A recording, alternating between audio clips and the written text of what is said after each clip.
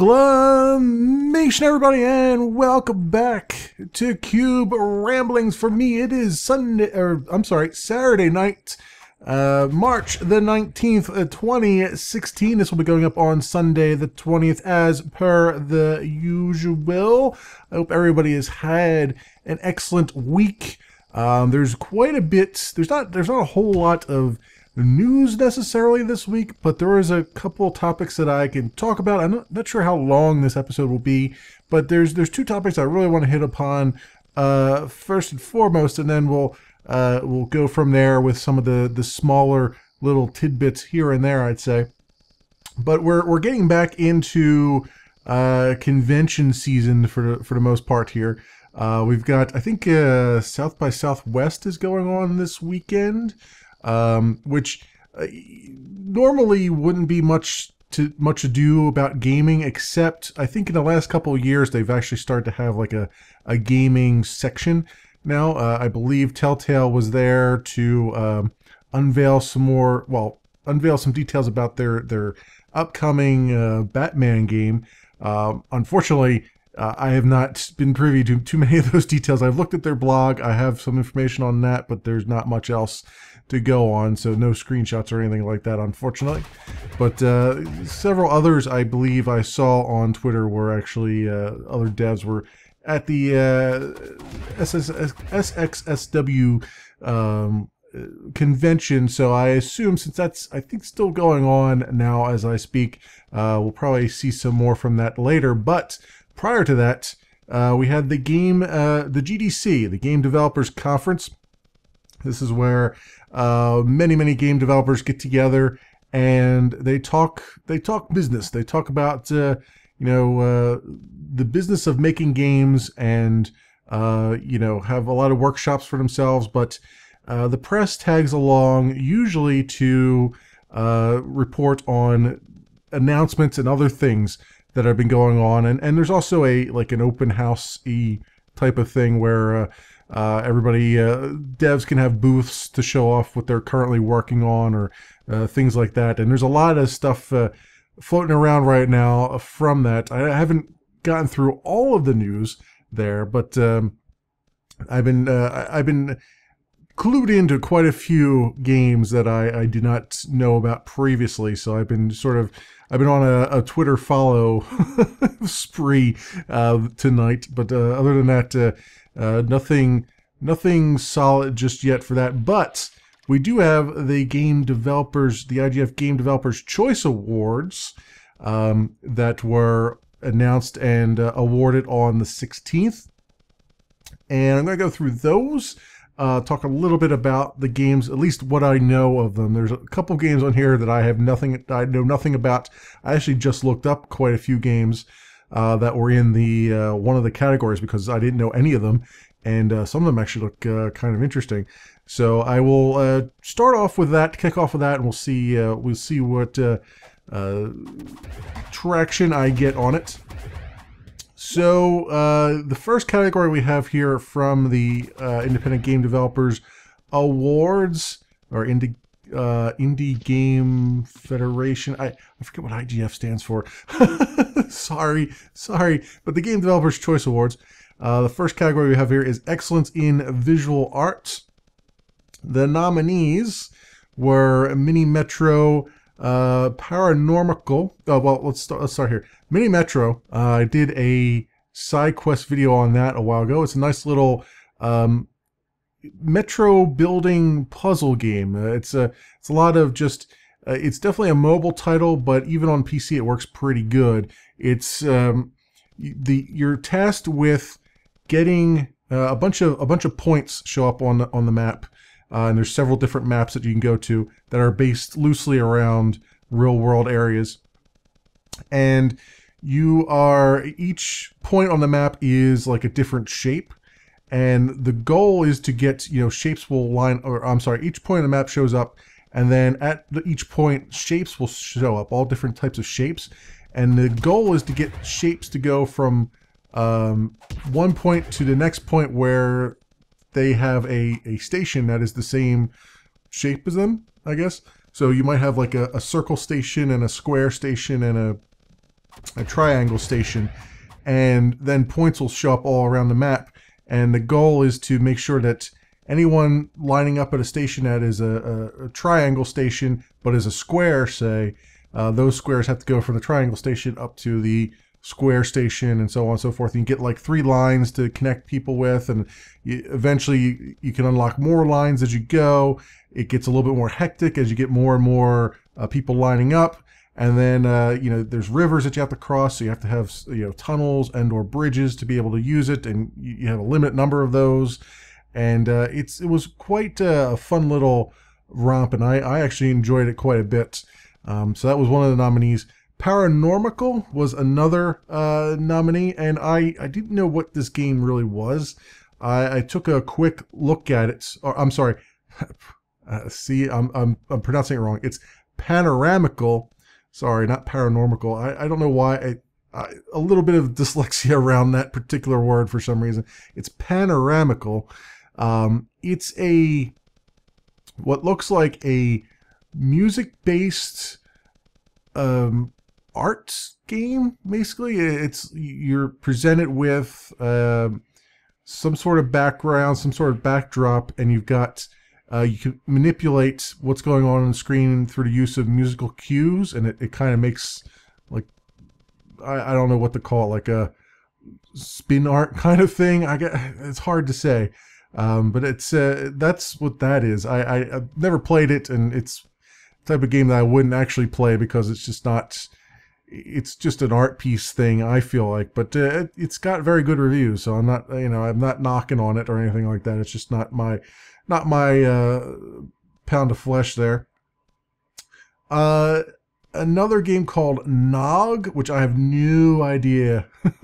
I have no idea what that is at all. I haven't looked it up or anything, so I don't know what that what that game is.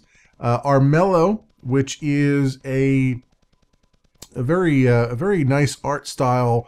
It's a it's a video game that kind of takes board game mechanics a little bit in it, and you're various woodland creatures, and there is a king who has been corrupted, and your goal is to gain enough favor with all the people to be able to either kill the king and take the crown, or be given the crown by the people because you are, smart and sexy and all those things.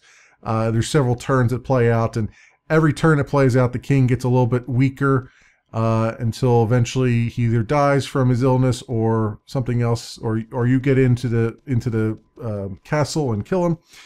Very nice looking game. So I would suggest you go look on YouTube. There's plenty of videos out there of people playing it. It's quite cool. And then Darkest Dungeon was the other nominee in this. It was Darkest Dungeon is a roguelike dungeon crawler.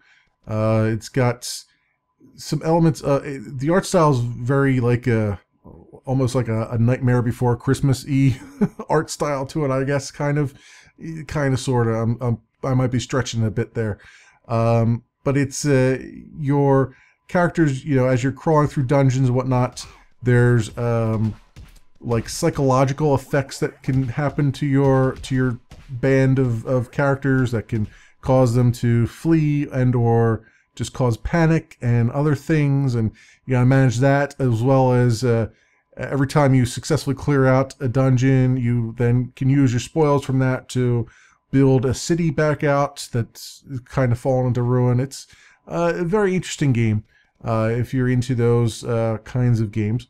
And then the winner in that category was Oxenfree, which I've been actually watching. I've been watching Jesse Cox play through that on the YouTubes, and that's actually pretty interesting from a story perspective. It looks like it's pretty cut and dry from a gameplay perspective. I mean, it's a lot of just move here, move there, select a dialogue option, and occasionally you have a very, very light. It's not even. I wouldn't even call it a puzzle. It's more like a tune into a certain frequency and you'll figure it out. But you know, I don't mind that myself because I like the story games. You know, even if they don't really have too much in the way of gameplay to them. But it looked I didn't know this, but it has like a sort of a sci-fi-ish story to it, where it's a little bit of time travel and aliens, kind of sorta. I'm not going to give anything away, but it's a pretty it looks like a pretty cool game, and the art style is pixely, but not overly so. So there you go. That was the excellence in visual art. Excellence in narrative. The nominees were The Beginner's Guide, which was one of those. It was one of those games that was like another art house-y game that was, you know, kind of like a what was that other one that I really hated?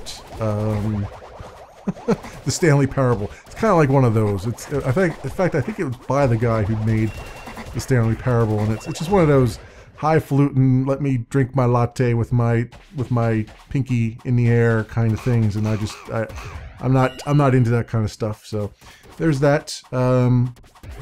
Black Closet. I have no idea what that game is. None whatsoever. It's another one I'm gonna have to go look up after this. I tried to look up most of these, but I got to a point where I was like, well, I'm not gonna remember all these, so I'm just gonna pick a few. That Dragon Cancer is apparently a very, very emotional, moving story. It was written by and created by parents, a husband and wife team that was going over their experiences with a child with cancer, childhood cancer, and kind of the challenges that they go through with that.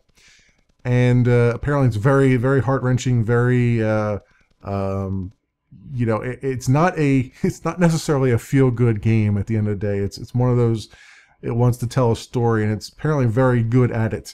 And I'm glad to see it here in a narrative category. So if you want to feel depressed, I guess, you can go, or at least experience the storytelling and the narrative of the gaming side of things, rather than just shooty bang bang.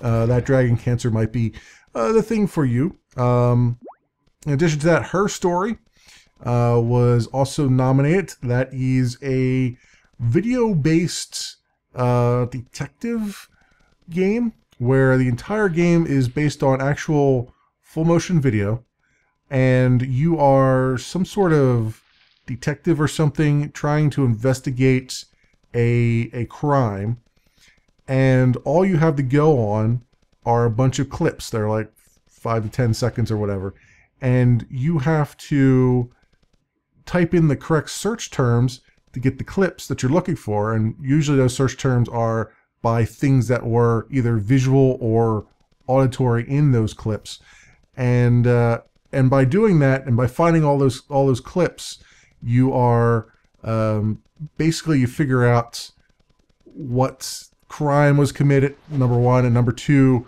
who did it and what happened. It was very, very good thing from what I could tell. I never played it myself, but I did see a one-off video done of it, and it seemed pretty interesting from that perspective. Undertale was also nominated for excellence in narrative.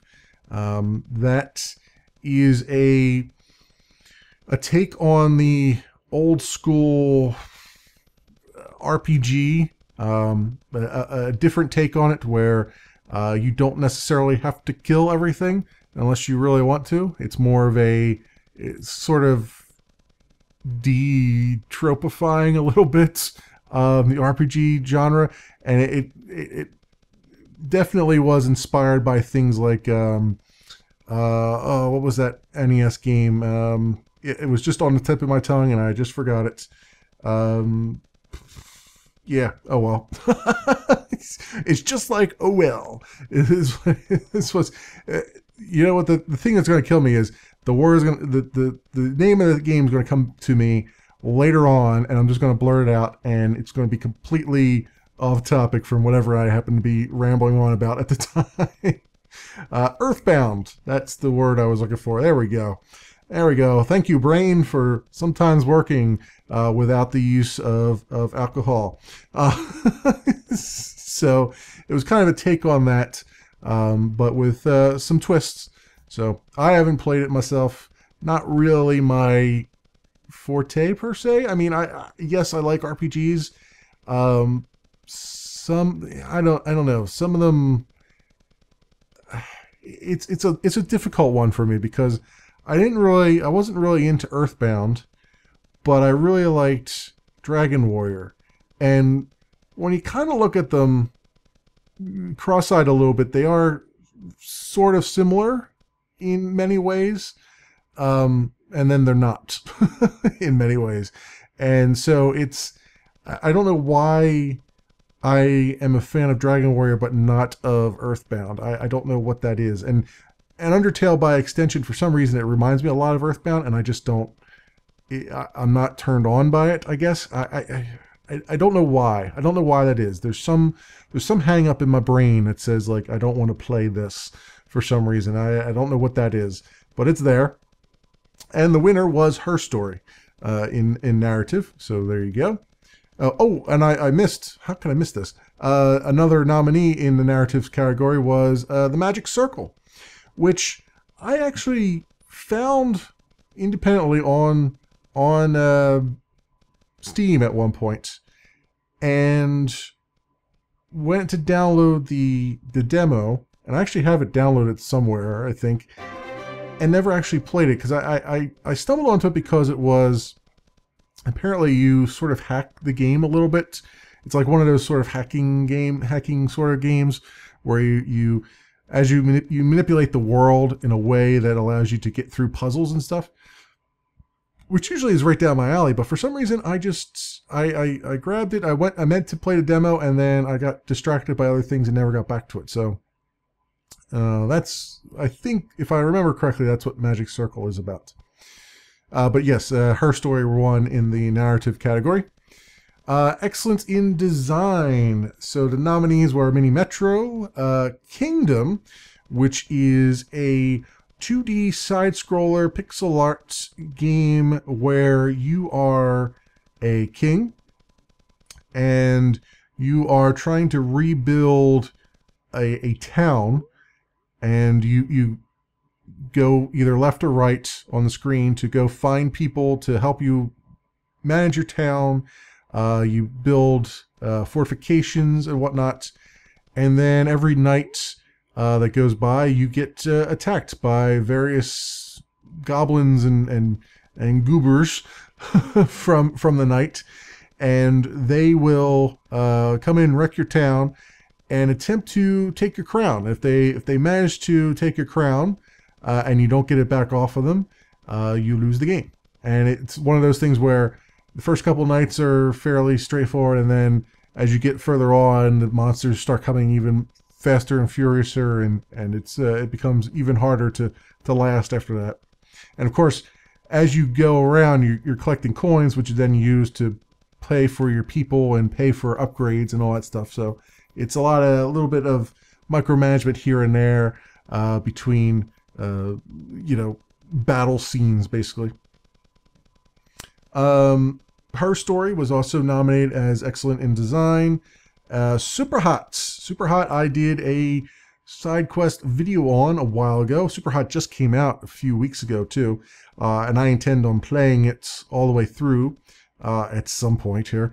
But it's Super Hot is a first-person shooter with basically three primary colors: white, black, and red are the primary colors in the world. And you are the time only moves when you move. So what it allows you to do basically is plan out your moves. You're basically constantly in bullet time mode, so you can plan out your moves and try to avoid getting shot and getting hit and all that stuff.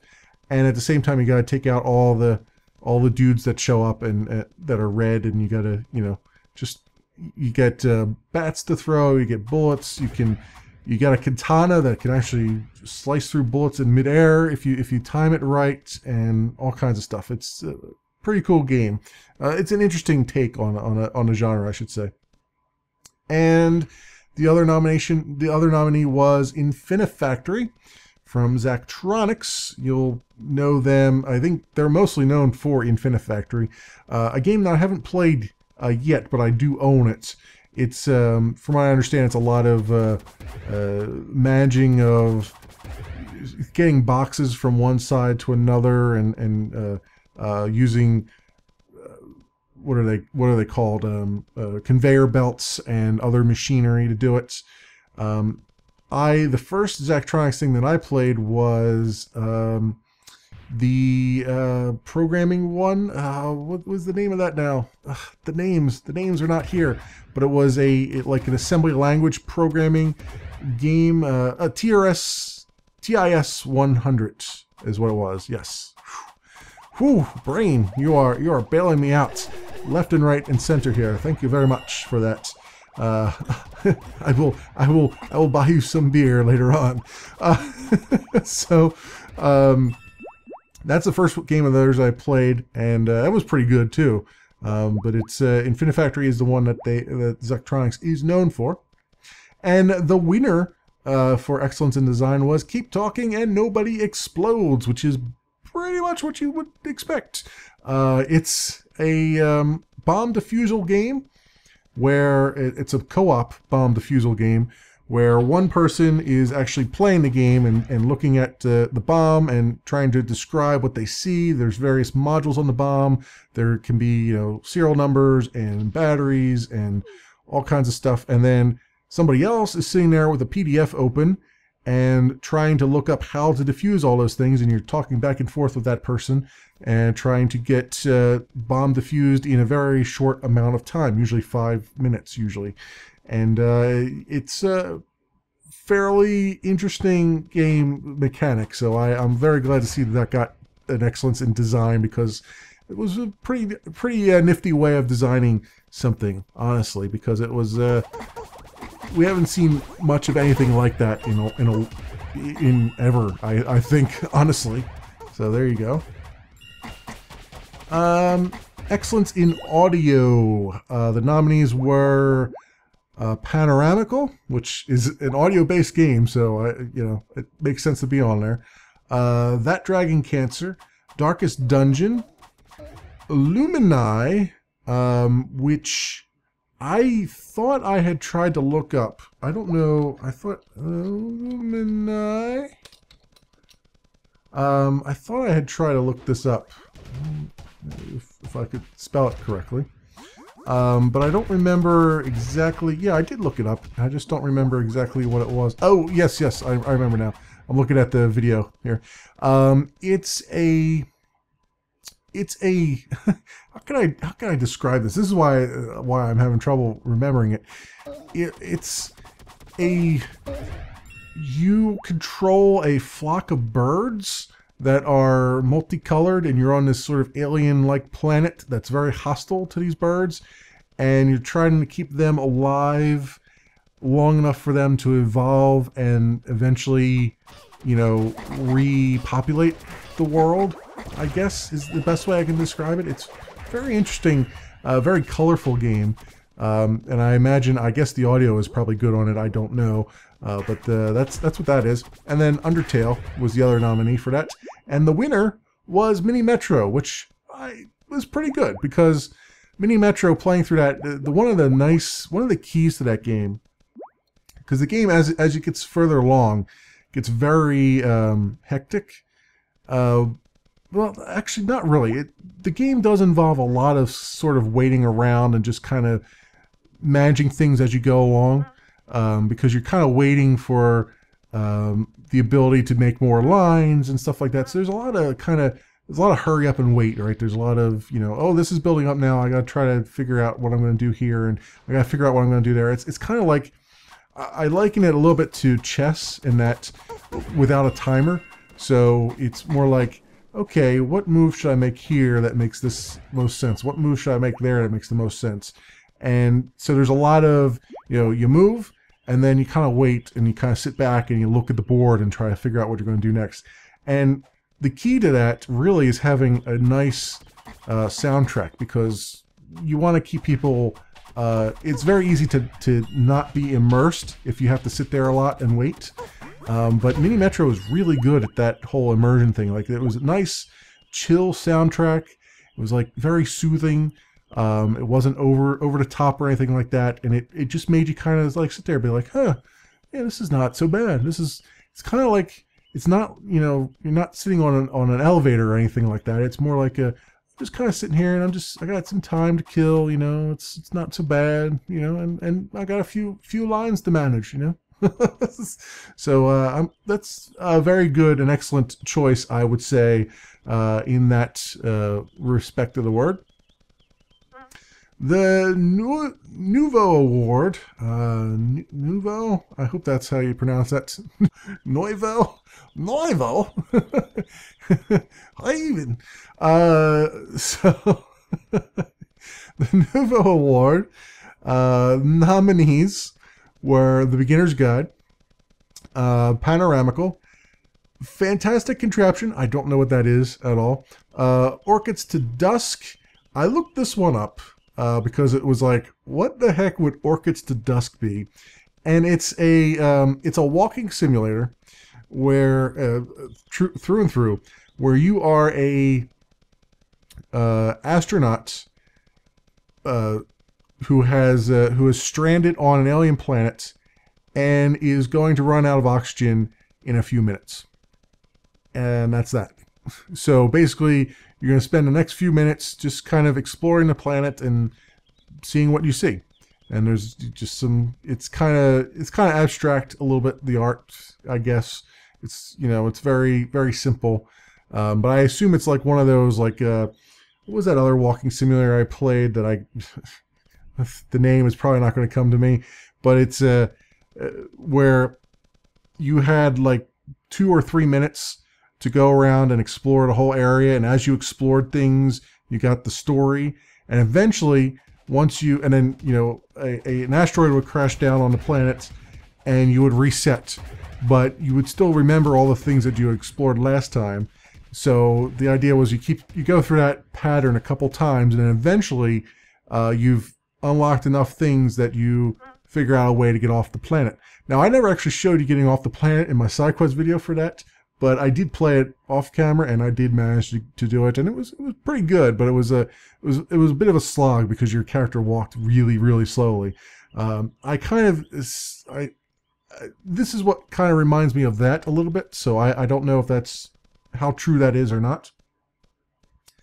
Her Story was another nominee. Keep Talking, Nobody Explodes, and Progress. I don't know anything about Progress. The winner was called Cibele? Cibele? Cibele. I don't know how that's pronounced, and I apologize, but I'm going to say Cibele, and hope that, you know, I assume that's French, so hopefully I won't get hit over the head by people who are fluent in the language for mispronouncing that completely. But there you go. And I don't know what that game is at all. I have no clue. No clue. Best student game. Now, these are the ones I looked up on my own because I wanted to see what these students had worked on. I'm actually kind of glad I looked them up. The nominees for best student game: Pitfall Planets. It's a co-op platformer, co-op puzzle platformer, and it's like 2.5D kind of. Yeah, it's yeah. I mean, it's 3D, but it's like presented in a side-scrolly kind of thing, but that's like 2.5D with levels back and forth. That's the best way I can describe it without actually, you know, having a good grasp of the English language. But Pitfall Planet, it's you know, co-op. It's local multiplayer, I believe, and you are tasked with you're two little robots, and you're trying to get across this alien planet, and I believe try to get off the planet. But as you go along, you encounter enemies, you encounter puzzles that require both characters to do stuff, and it looks pretty interesting. It's not, I don't believe it's available yet for purchase, but it's certainly out there where you can see it. The other nominee, another nominee, is called Ape Out, and I went to their website to find out what this game is, and literally the website is just a picture with an ape on it, and that's it.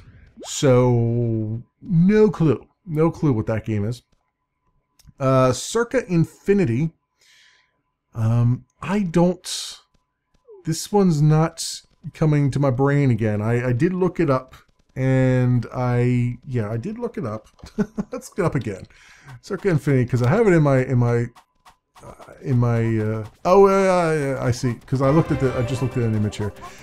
So Circa Infinity, here's another one that I can't really describe too much. It's a 2D side scroller, very minimalistic art style, where you're basically running around in a circle in the middle of the screen, and as you hit a certain area of the screen, another circle appears, and you go further into the screen. It's circles, it's running, and it's more circles, and they quote PewDiePie in it as it melted my brain or something like that. So I guess it's decent. There's my measuring stick for you folks, right there. So I can't really explain it more than that. If you go look on Steam for Circa Infinity, CIRCA Infinity, you will see the craziness and know why I can't really describe what I saw there. Orchids to Dust, to Dusk. Let's try it again, which I've already talked about, and Chambara.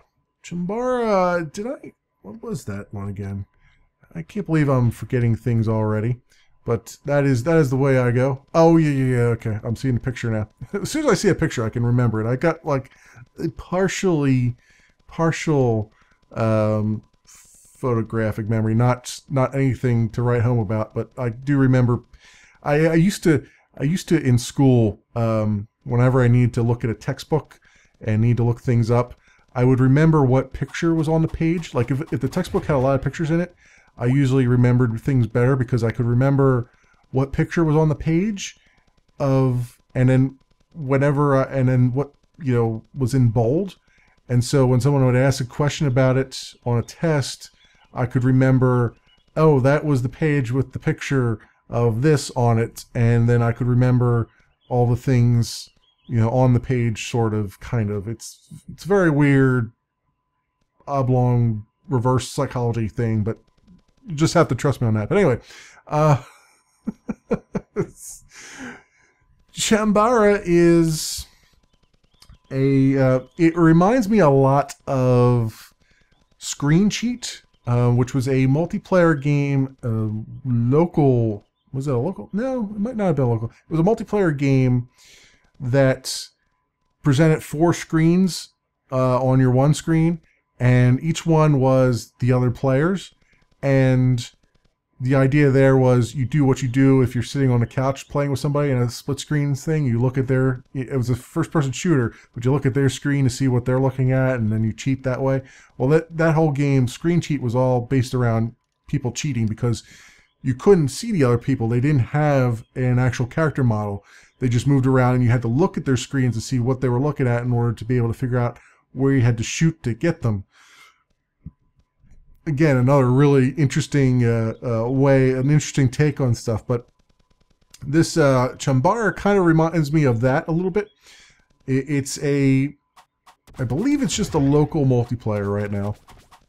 But it's a local multiplayer game where your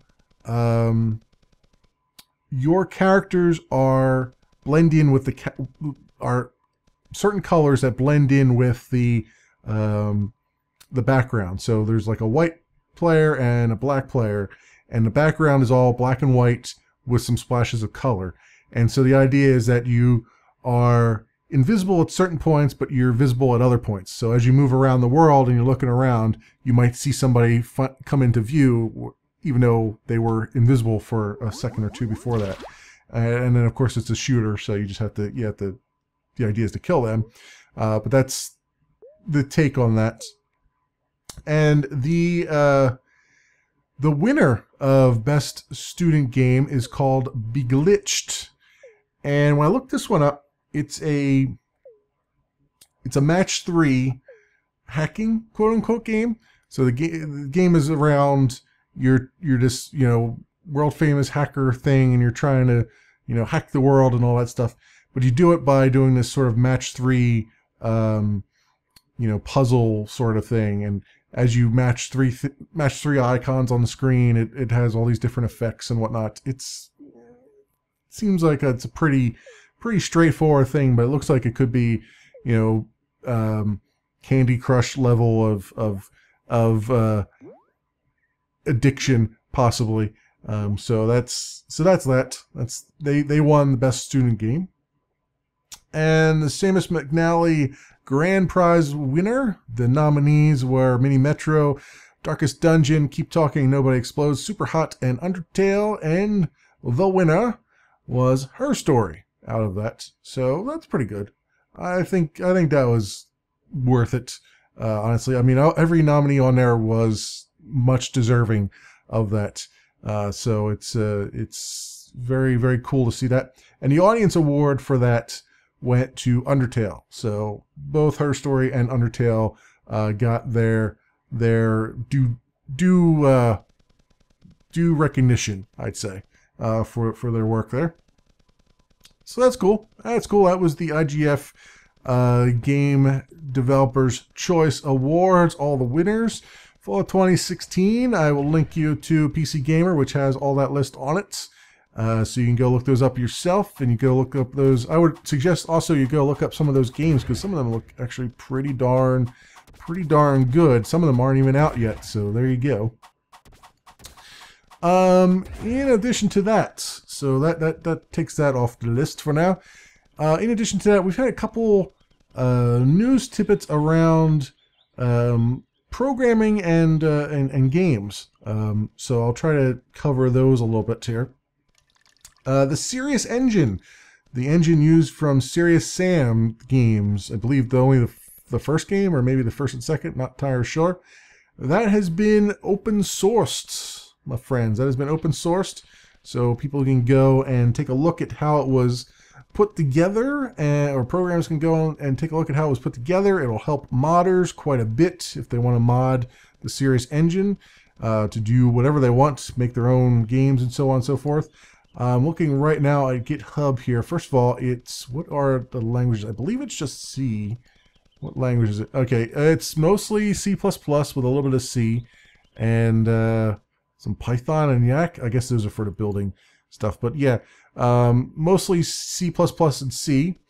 And I believe it is, I'm trying to see what license they put it under.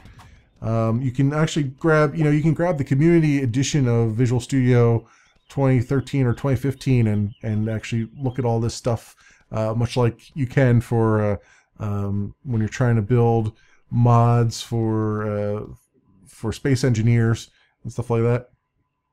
DirectX support is disabled by default, so you have to actually download the DirectX 8 SDK yourself, which makes sense because they don't have the license to redistribute that stuff.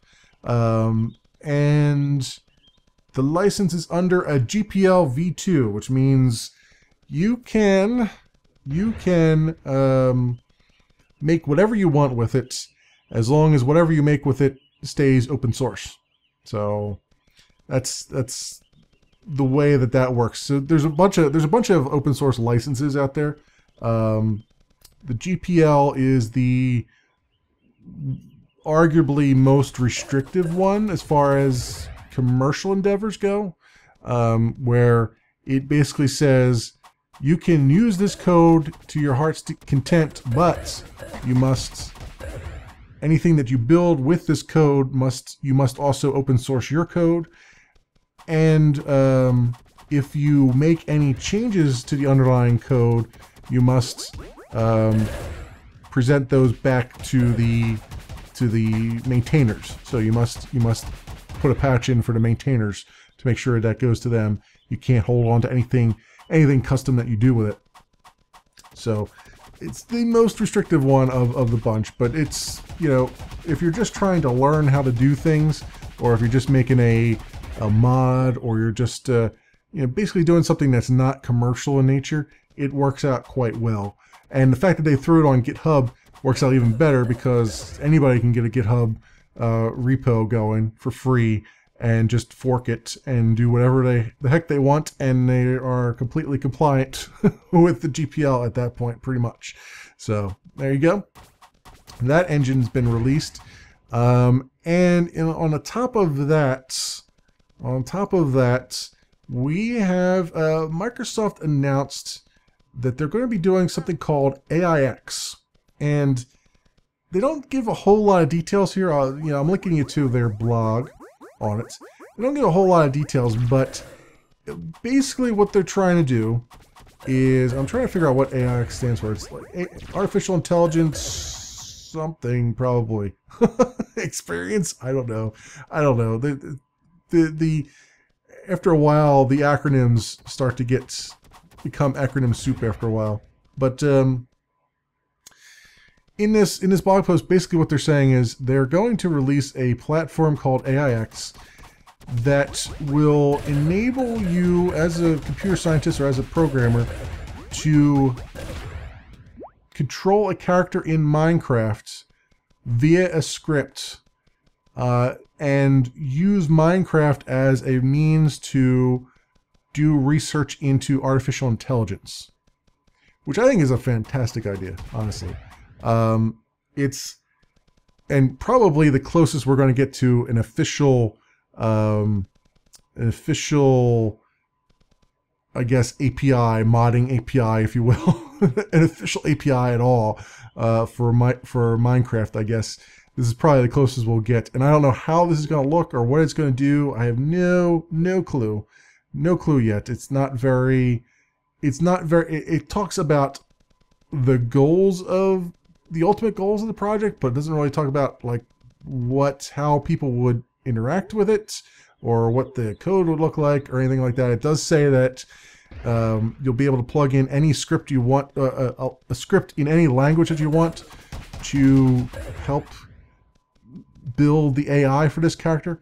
But I think it's a fantastic idea all around, because when you think about it, it would be really cool if you could get your character in Minecraft, like just fire up a Minecraft session and control the character and give him some artificial intelligence. Like if a computer could figure out to A, how to play the game, and B, how to keep the person alive, and C, manage, you know, Steve's health bar and his food bar and all that stuff. And then I think the biggest jump would be, could you get the computer to build stuff in Minecraft? And what would that stuff look like? Like, could you get a computer to build block by block a large structures or you know, buildings, houses? Could you get the computer to you know, do some animal husbandry, sort of, you know, like building fences and gathering animals up and making sure that they are fed, and then culling the herd as they get large, and then using that food to keep yourself healthy. And, you know, could a computer be mistaken for a human being playing the game? I mean, that's like the ultimate Turing test, right? It's like, if you mistake a computer for a human, then you've just done some awesome work there. And I'm fascinated by it because I dabbled very slightly in artificial intelligence when I was in college. It was always something that fascinated me, but then when I tried to actually apply it, I realized it requires intelligence beyond anything. Like, you have to be a superhuman to understand half the crap that goes on in artificial intelligence stuff. Like, seriously, it's. I had a professor who was talking about. He spent an entire session talking about neural networks and how they work, and at the end of it, I was like, well, there were words that were said. None of them make any sense. I've spoken English my entire life, and I have no idea what I just listened to. It's very, very, like, the people working in artificial intelligence are uber smart people. Like, they're either really good mathematicians or they're just really good at logic and puzzles and puzzling logic and all that stuff. I mean, they're brainiacs, basically. And I unfortunately flunked out of that flunked out of that category of people quite severely. But it was it still fascinated me, though. I dabbled in some genetic algorithms and stuff, which are basically you get the computer to, for instance, when it comes to chess, per se, or actually, we'll use something even more timely. Go. There was this whole articles and series of articles where a computer beat, I think 4-1, 4 games to 1, the world champion Go player in the world, and it's heralded as a monumental achievement. There's reasons for that. I mean, granted, computers have been playing grandmasters in chess for a while and winning and losing at the same time. But in Go in particular, it was like the holy grail of AI, because it's even more complicated, believe it or not, than chess. But I'll get to that in a minute. It's the idea there with genetic algorithms is that you basically have a computer play itself, and the computer knows only the very, very basics of what it's trying to do. It knows what its failure state is, and it knows what a success state is, and that's about it. And it might know, like, rules about how the game is played, but other than that, it doesn't know really what to do. And so it plays itself and tries to get to a success state. And every thread that plays ends up pairing up with another thread that has a success rate to it. So you want 2 successful runs, or relatively successful runs. And I say relatively because it's not going to be successful at first. It's going to be more of you were more successful this generation than last. And the idea is that those 2 successful things get together, they sort of compare notes, and then they break off in sort of a genetic thing where it's like bits and pieces of each become the next generation, and then there's like a little bit of a random, like, mutation thrown in there to kind of make it more make some more emergent behavior come out of it. And basically the computer plays itself for, this goes on, each generation is created, and the computer could play itself for millions upon millions of generations until it finally gets to a point where it is ridiculously good at whatever it's trying to do. Because the whole, like, it's min-maxing, basically, is what it is. And for chess, the challenge there was that the computer has to, a grandmaster chess is usually looking, I think, 4 to 5 moves ahead, and the computer needs to look at all the whole space of all the moves that can happen and pick the ones that are that would bear the most, pick the one move that would bear the most fruit out of all the moves that are available. Now, in normal terms, without like a genetic algorithm or something there, a computer would have to look at the entire move space every time, which is very slow, and it would not necessarily come up with the best solution. It would just kind of, you know, it would do the best it could do, but you know,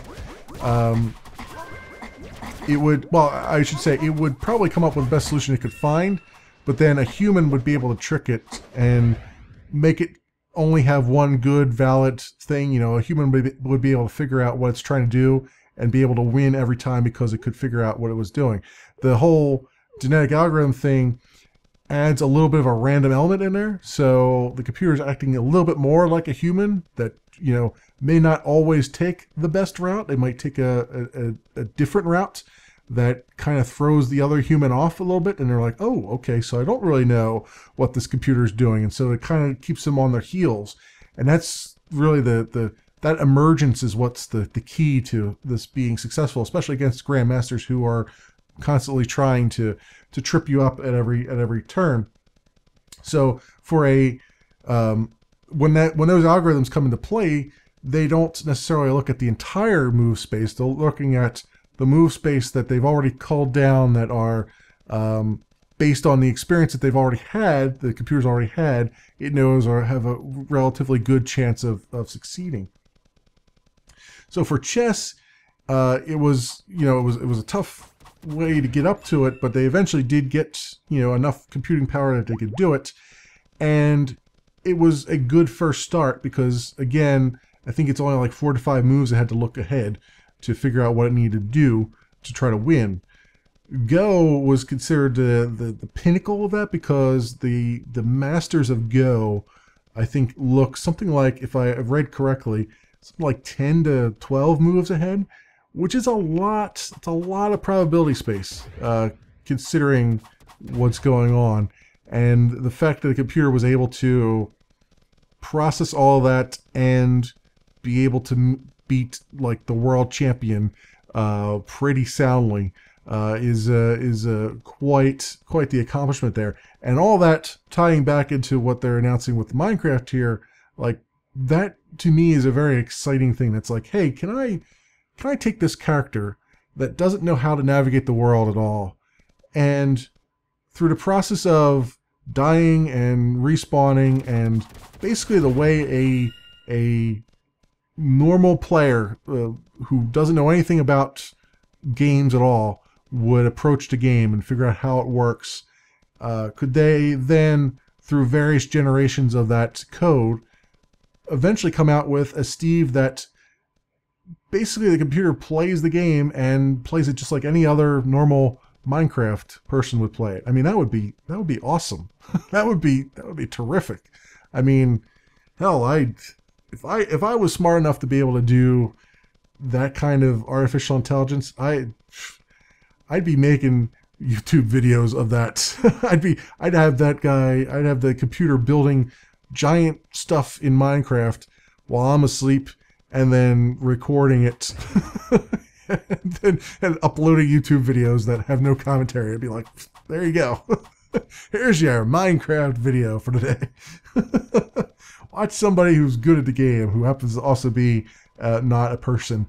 But that is just incredibly interesting to me. I know I'm rambling on about this, and most people probably don't care, but it's just, I like this idea. This idea of trying to learn more about artificial intelligence and try to improve the current techniques of artificial intelligence using a sandbox game like Minecraft that everyone can relate to. It's very, very cool work, and I'm very excited to see that. Although I'm not sure what's going to come out of this project. Like, there's supposed to be, like, I guess some code available at some point for people to work on, and I think it's going to be public and open source, but I don't know what that's going to look like. So I'm just kind of stoked to even see it, because when I saw this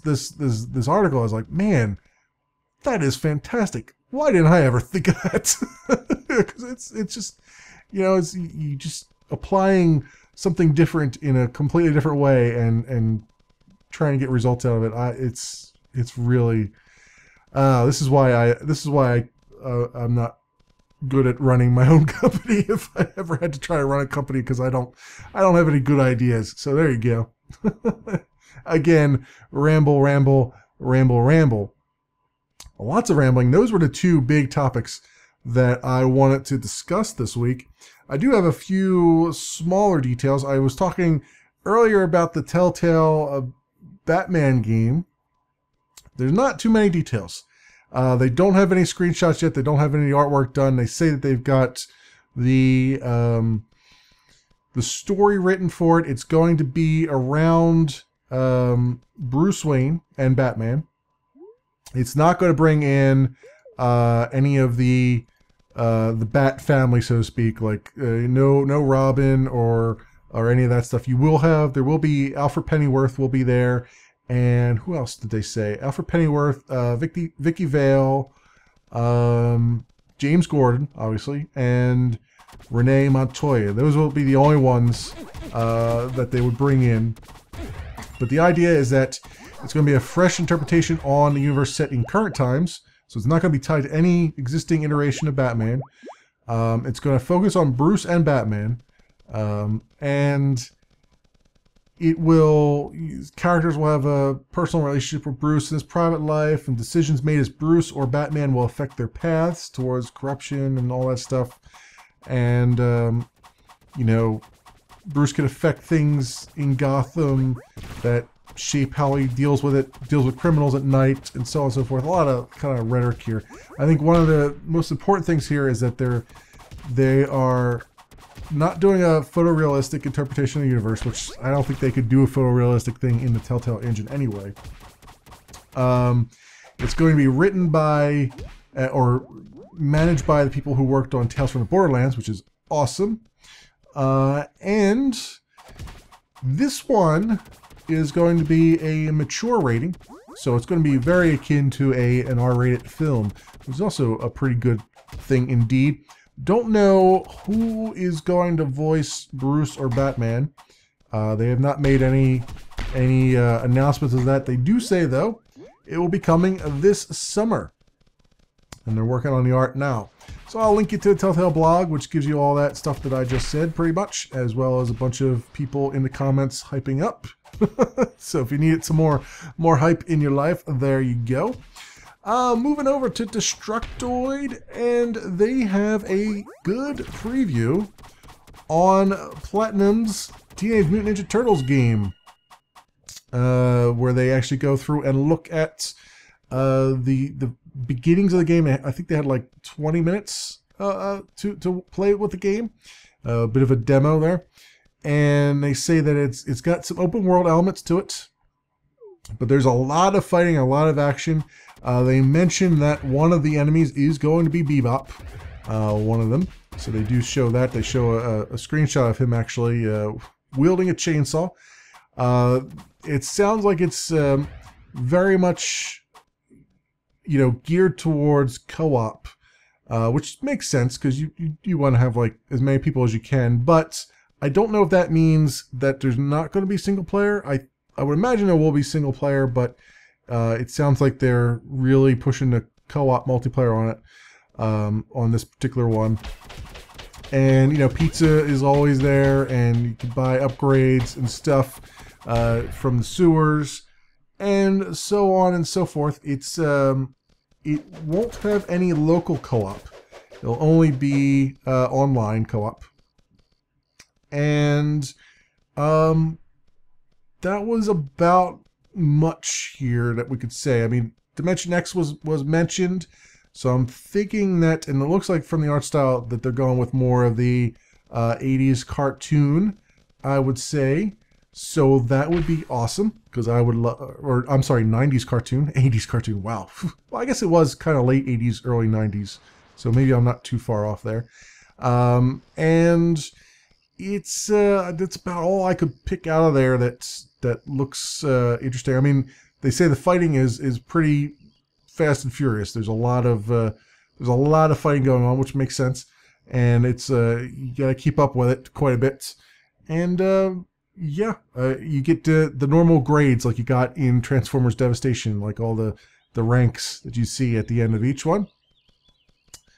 And then there's some exploration phases where you get to go around the city and just do your thing. Just go around, see what's up, get some rogue foot soldiers and beat them up.